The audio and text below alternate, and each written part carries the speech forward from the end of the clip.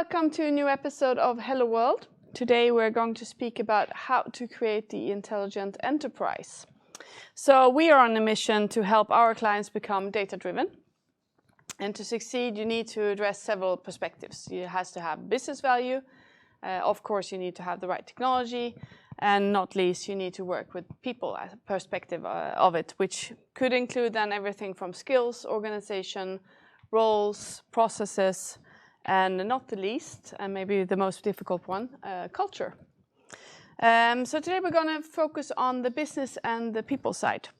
We are going to meet Martin Börjesson, who is Director of Data Management at Tetra Pak, and he's on a mission to turn Tetra Pak into an intelligent enterprise with the help of data and AI. It's Martin's third employment at Tetra Pak, which I think he believes is actually a success factor. He knows the company. And now he's back to make a difference by creating lasting value, and that value is in data. And the data should be fair, so findable, accessible, interoperationable, and reusable. Martin has a background with various positions within IT, as Senior Executive Partner at Gartner and as a partner at a startup within AI in Copenhagen. He's now been at Tetra Pak in his new role for 1.5 years, and we are really curious to hear about how he has addressed this major task and how far he's managed to come. So welcome to the show, Martin. Thank you very much. Pleasure to be here. Thank you, Martin. So you recently took on the position as Chief Data Officer at Tetra Pak to turn Tetra Pak into the intelligent enterprise. That's not a small task. What would you say that's the main foundation to make such a assignment a success? I think it covers and creates and requires a lot of different skills. But I think that one of the most important skills is to be, I think, extremely positive, energetic, and then when you come into a company like Tetra Pak, and you correctly mentioned that it's my third employment, so I probably know the beast a little bit. It requires a lot of patience, to be quite honest, because it is a super tanker, slow moving and well doing, and here I come as a speedboat. So how do you dock a super tanker if you're a speedboat? I think I have a couple of tools in the toolbox to address that. So what would you say is the most important one? I'm thinking if we speak about, or if we speak with clients, it's a lot about getting management to understand the importance of actually using data and moving forward in that direction to actually both put the money behind it, but also point the organization in that direction. What's been in which way has that been important for you, for your role at Tetra Pak now? Well, before I actually joined and signed, they were telling me that they have recently launched a new strategy for the business. Actually, the Tetra Pak strategy plans are 10 years long, which is a kind of an ambitious thing. And as part of that, data management was identified to be one of the capabilities that we needed to build. And of course, that is maybe the most important foundation for any success, because it's been recognized by the board and the executive steering committee that this is important. Then I'm not sure whether they, at that point in time, understood the deltas and the context of that. Actually, I would say they didn't. But that's for me to define and, of course, educate these people in. So most importantly, we have a strategy that says that we need to work with data differently. And that strategy is then trying us and should bring us to become the intelligent enterprise. Not saying that we're not intelligent, but that is, of course, that we should be using data in a very, very different context within historically. Yeah. So what has been your strategy, or what is your strategy? How do you take on? Where do you start such a journey? It's been quite deliberate. When I came, they had a draft program plan for the 3 years that I got to get my hands into.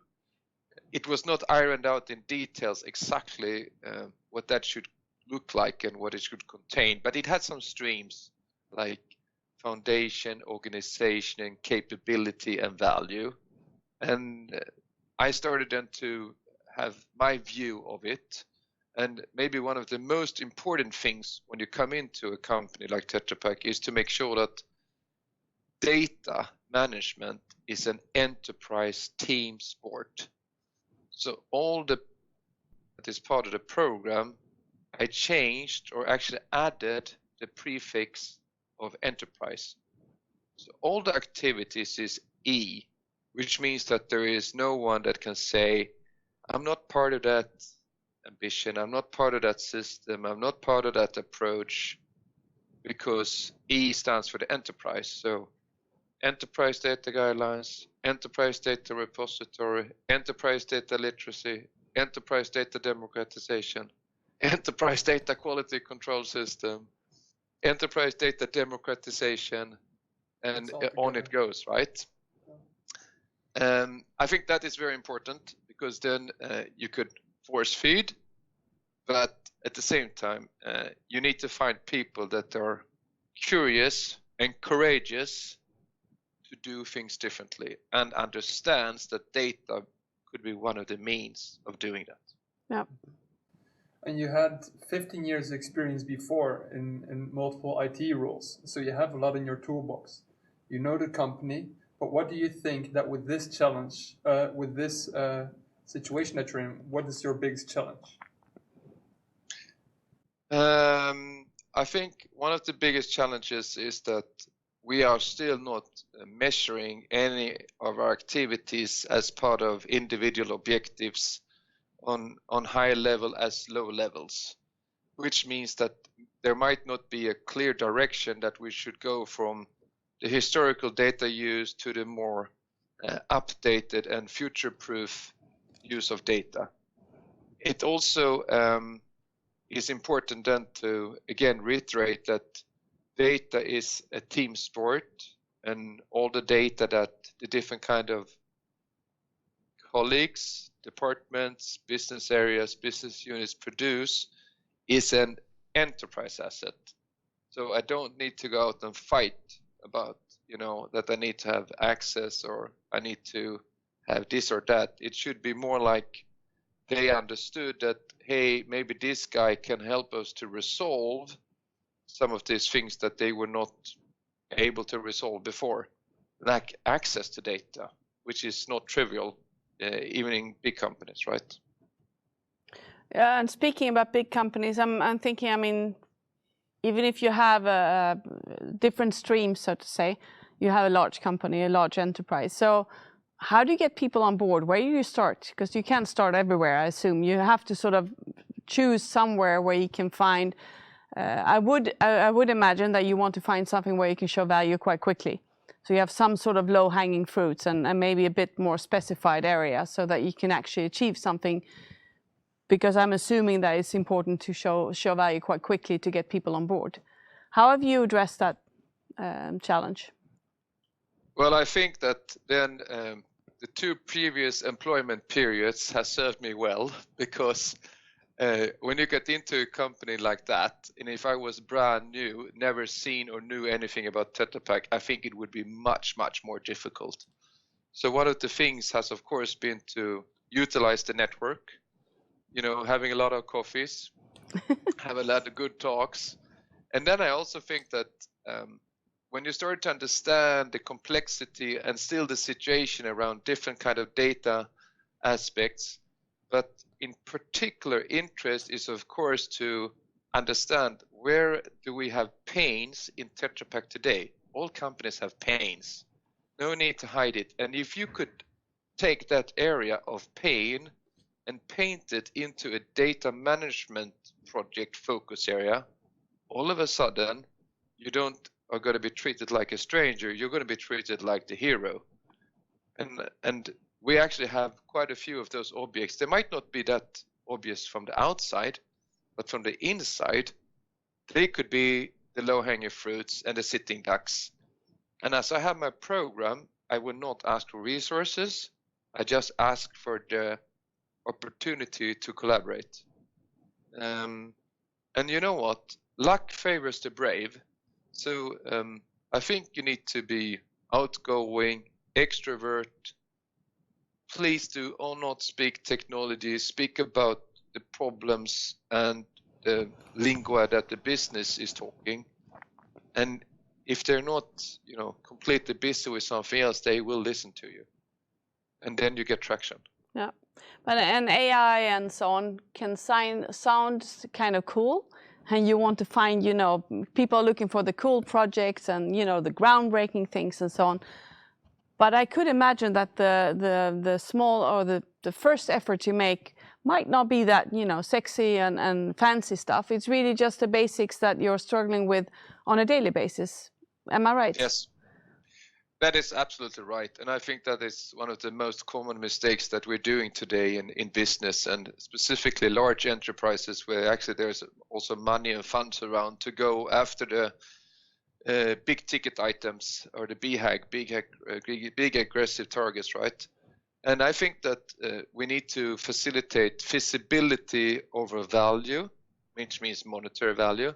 So if it's a low featured functionality that can be rather easily deployed, developed, and not even maybe implemented in legacy, but just maybe shown on an external web GUI, then that is in favor of doing large enterprise project that takes years to complete, and there is actually no buyer or no business buy-in that they're going to do the complete installation and reorganization, because it's always related to change, right? Yeah. And I think that is also something that we have experienced internally. We need to be much more simple and maybe not that ambitious. Take some of these. We have tons of these projects, but as you compete investments on ROI, they don't really get traction, right? Yeah. So what will you say? You've been there for 1.5 years in the role you've had now. I can imagine after all the coffees, you had to sort of decide, this is where we start. Can you share a success story of where you've sort of accomplished during this year? Yeah, I think that one very, very fundamental piece, which is part of the foundation, is that we managed to create, deploy, and then distribute what we call the enterprise data guidelines. It's a guideline that has been created from a true enterprise perspective, 16 different chapters of how to work and use data, which are business and technology agnostic. We never had these guidelines before. Some of them we had partially of bits and pieces, like, okay, all the data needs to be classified, so it's highly confidential, general, or public. But what about ethical guidelines? What about retention guidelines? What about storage guidelines? And it goes on. It's a kind of a hefty deliverable because it has 164 pages, which is, probably a tool that you can give to someone if you want to hit someone really hard over the head. But we want to use it as a facilitator to create the second common language that we use besides English, and that should be data. Okay, so I was almost going to ask, have you measured how many have read it?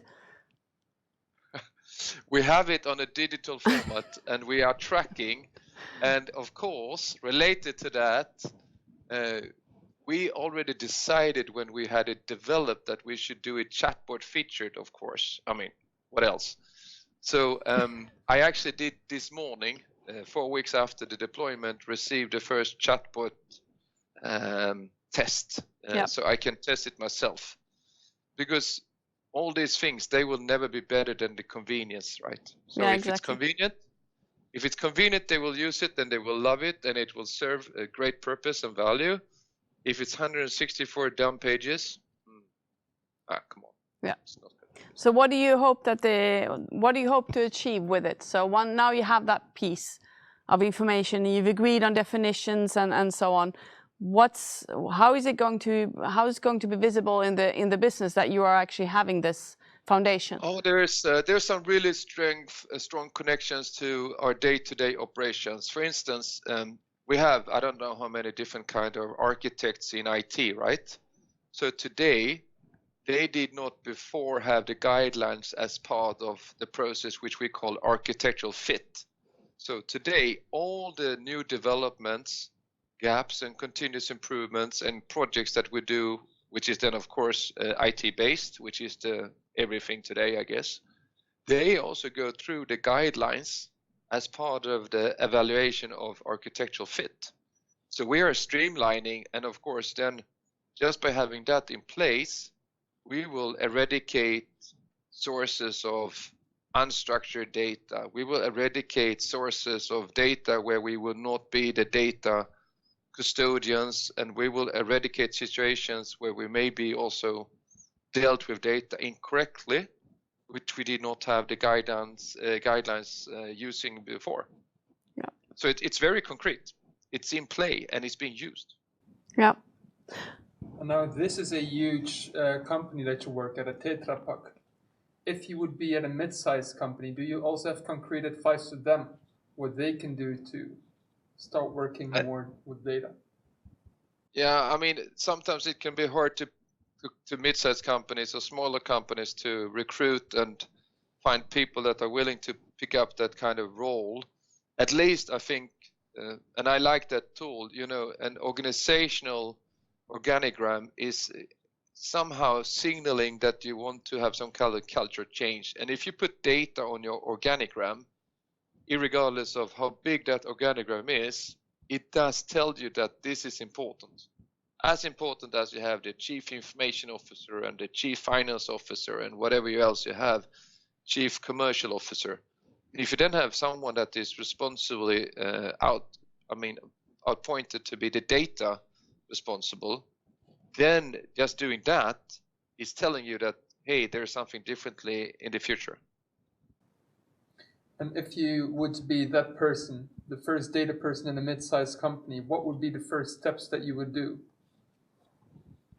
I would have a look at my business strategy and the company's business strategy, because we do not do things in data management because we think it's good fun.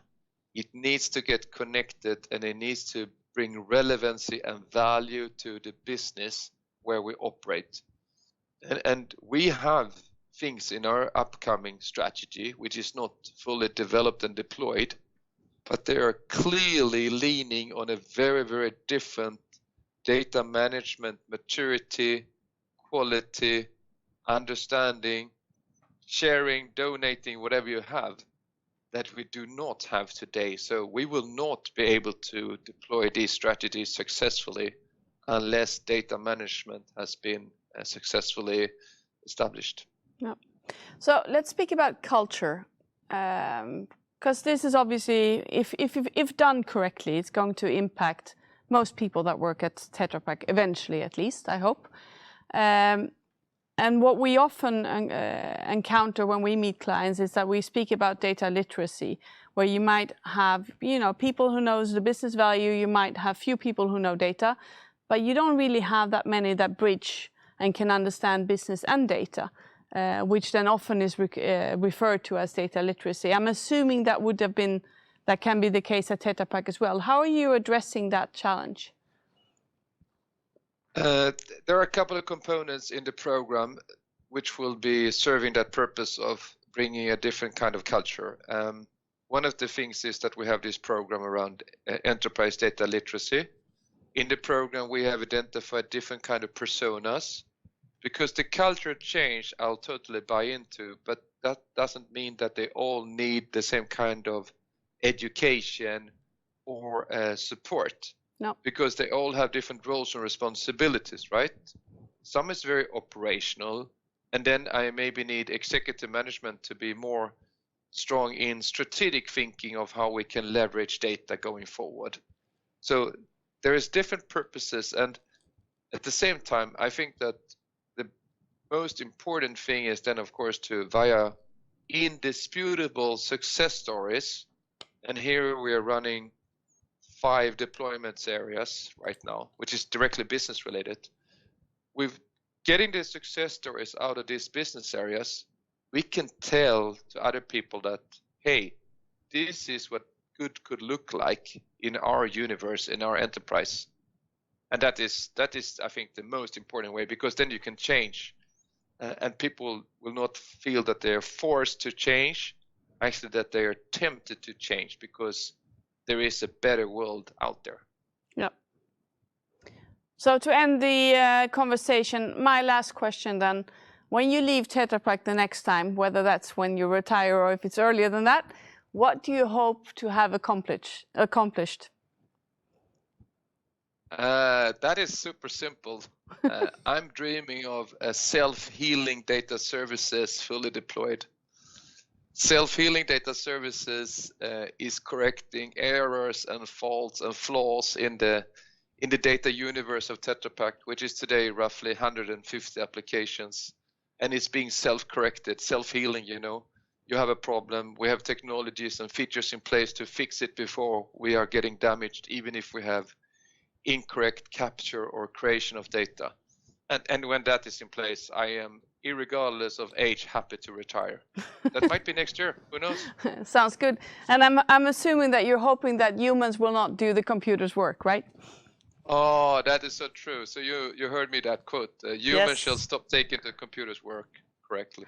I think that's a really good quote, actually, because I think it changes the mindset of viewing the discussion about whether computers are taking humans' work and that we're going to have more unemployment and so on, but really looking at it differently and saying, okay, let's make sure that humans are not doing what computers can do and add value in a different manner instead.